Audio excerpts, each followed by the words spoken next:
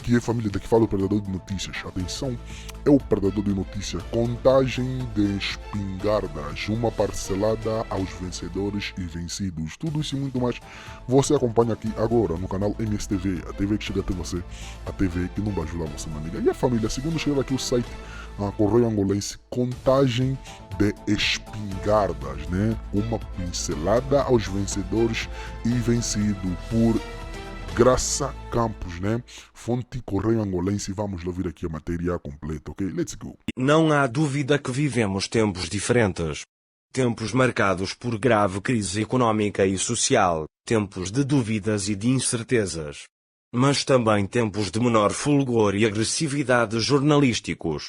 Situação impensável há pouco mais de 12 anos. Nenhum órgão de comunicação social foi capaz de noticiar antecipadamente a reforma ministerial feita pelo presidente João Lourenço na tarde de segunda-feira.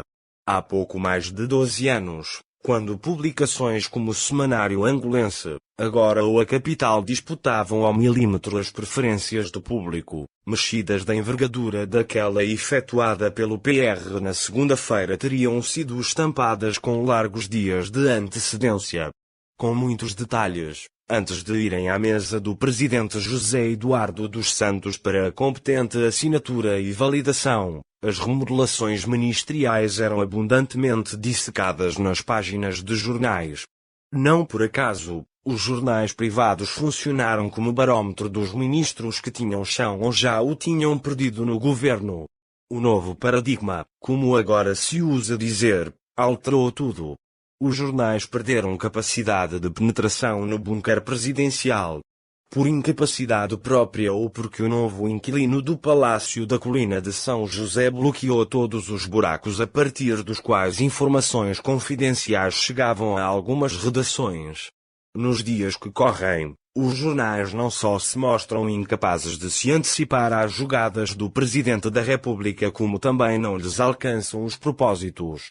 Mas, pelos vistos, neste novo paradigma não são apenas os jornalistas que estão a ver lulas. Até mesmo colaboradores muito chegados ao Presidente da República têm sido apanhados com as calças nas mãos.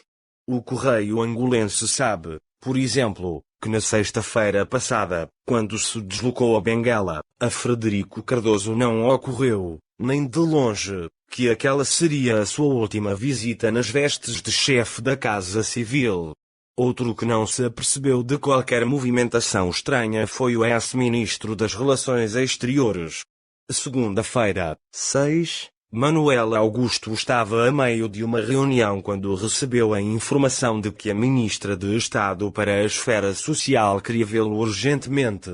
No gabinete de Carolina Cerqueira, Manuel Augusto por muito pouco não foi desta para pior quando o anfitriã, no cumprimento de instruções superiores, lhe exibiu a certidão de óbito, isto é, o decreto em que o Presidente da República prescindia dos seus serviços como chefe da diplomacia angolana.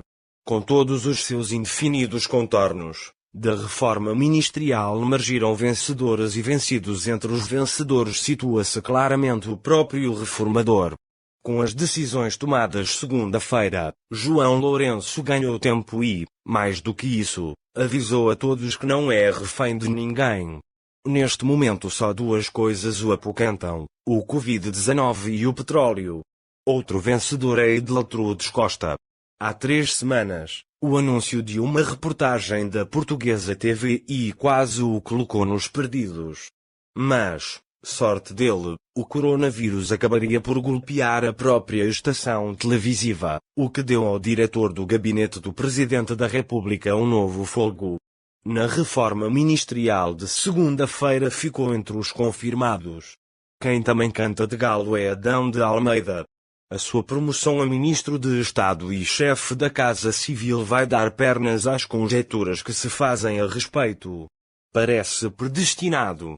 A Manuel Nunes Jr., outro vencedor, ninguém cobrou a promessa que fez em dezembro de 2019, segundo a qual a economia iria crescer 3% em 2020. Nesse entretanto entregou 2 ministros do planeamento, sobreviveu à crise que ele próprio desenhou com as suas teorias, sobreviveu à crise inicial do petróleo, apanhou a boleia da guerra entre a Rússia e a Arábia Saudita para se agarrar ao prolongamento da queda do preço do petróleo. Que mais pode querer? A vida corre-lhe bem. Tete António, o novo ministro das Relações Exteriores, será provavelmente o mais qualificado de todos os que alguma vez chegaram à chefia da nossa diplomacia. Escolha acertadíssima. Outro vencedor? O ministro da Energia e Águas deve agradecer à TVI a decisão de congelar a reportagem em que seria um dos principais sujeitos. A condição de membro do Bureau Político do MPLA, por certo, que ajudou João Batista Borges a manter o cargo. Vítor Lima, secretário do Presidente da República para os Assuntos Diplomáticos e de Cooperação Internacional, andava envolvido num braço de ferro com Manuel Augusto. Treinado e forjado na escola do futulunguismo, deixou Manel estatelar-se sozinho. O último grande futulunguista tem, agora, uma oportunidade de recuperar o espaço que o ex-Mirex lhe tinha tirado. João Ernesto dos Santos Liberdade é o último grande histórico do MPLA, sobreviveu a tudo. Tem mais 2 anos para fechar a carreira em glória. Quanto valem os equilíbrios étnicos? Derrotados Manuel Augusto. Amigo de João Lourenço, pelo menos gostava de passar como tal. E a quem disse que tinha sido seminarista, recebeu o aviso de despedimento através de Carolina Cerqueira. Antigo jornalista, com passagem pela TPA, mas tinha muito para dar certo. Bem falante, poliglota, ágil em matéria de jogo de cintura, afável, convincente a falar e bom a gerar empatias. Mas Manuel Augusto também tinha muito para dar errado. Desorganizado, indisciplinado, preso por muitos dependentes nas embaixadas, mal visto entre a corte do Mirex, ou seja, os veteranos. Chicote, a quem fez guerra, está a rir-se e a prosperar. Agora é secretário-geral da ACP e está a fazer o seu caminho. O seu próximo passo será a ONU. João Miranda, que nunca foi capaz de conter o seu apetite para viagens, também deve-se estar a rir. Manuel Augusto nem fez sequer metade do mandato. Perdeu o braço de ferro com Vítor Lima e com Lima Viegas, um antigo secretário-geral da instituição com quem entrou em rota de colisão. Frederico Cardoso. A sua passagem pelo gabinete de Pitra Neto, quando este era vice-presidente do MPLA, fez dele um mito. Enquanto o chefe da Casa Civil de João Lourenço não mostrou nada.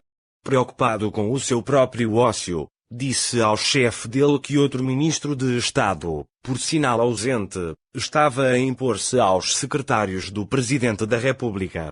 Com a sua habitual frontalidade, João Lourenço disse-lhe, não espera que seja eu a dizer qual é o seu trabalho. E Deltrudes Costa era outro que Frederico Cardoso não chupava. Porém, mostrou tanta incompetência que o seu trabalho era abrir e fechar seminários. Por isso ficou conhecido como o abre e fecha. Sai pela porta dos fundos. Ângela Bragança. Para quem já foi tida como relevante, o sumiço que sofreu não abona.